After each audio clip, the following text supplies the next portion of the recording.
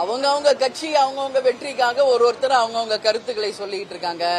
காங்கிரஸ் தரப்பு அவங்க வெற்றிக்காக சொல்றாங்க. மோடி அவர்கள் அவர்களுடைய வெற்றிக்காக இன்னைக்கு அவங்க சொல்றாங்க. காங்கிரஸ் மேனிபெஸ்டோல கொடுத்ததான் நாங்க சொல்றோம், இவங்க சொல்றாங்க. காங்கிரஸ் என்ன சொல்றாங்க, எங்க நாங்க மேனிபெஸ்டோல கொடுத்தோம்னு சொல்றாங்க. இது எல்லாமே தேர்தல் வெற்றிக்கான வியூகம் தானே ஒழிய இதற்கான உண்மையான ஆதாரங்களை நிரூபிக்கும் போதுதான் அது உண்மையா என்பதை நம்ம சொல்ல முடியும்.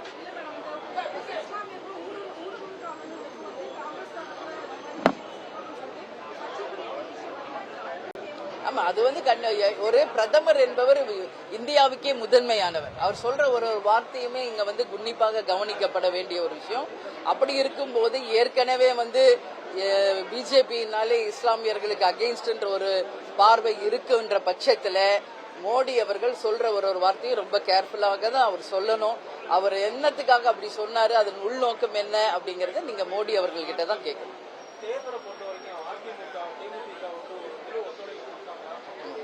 முழு ஒத்துழைப்பு கொடுத்தாங்க. அது நீங்க களத்திலேயே நீங்க பார்த்திருக்கலாம்.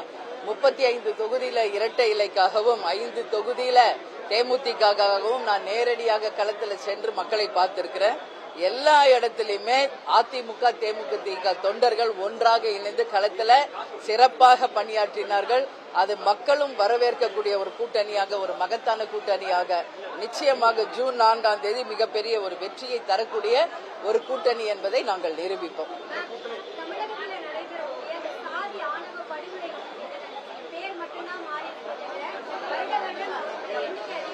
அது கண்டிக்கக்கூடிய ஒரு விஷயம் தான்.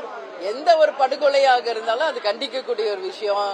அதனால இது யார் செய்யணும்னா கவர்மெண்ட் தான் இரும்பு கரம் கொண்டு அதை அடக்கணும். அது மட்டும் இல்லாம இந்த மாதிரி கொலைகள், ரவுடிசம், கஞ்சா, இன்னைக்கு போலீஸே அடிக்கிறாங்க கஞ்சா போதையில. இன்னைக்கு பார்த்தா பஸ்ல வர்றவங்க, பேருந்து ஓட்டுநர், நடத்துனர், அது மட்டும் இல்ல காவல்துறை எல்லாம் அடிக்கிற ஒரு சீன் எல்லாம் நம்ம இந்த ஆட்சியில பாத்துக்கிட்டு இருக்கோம்.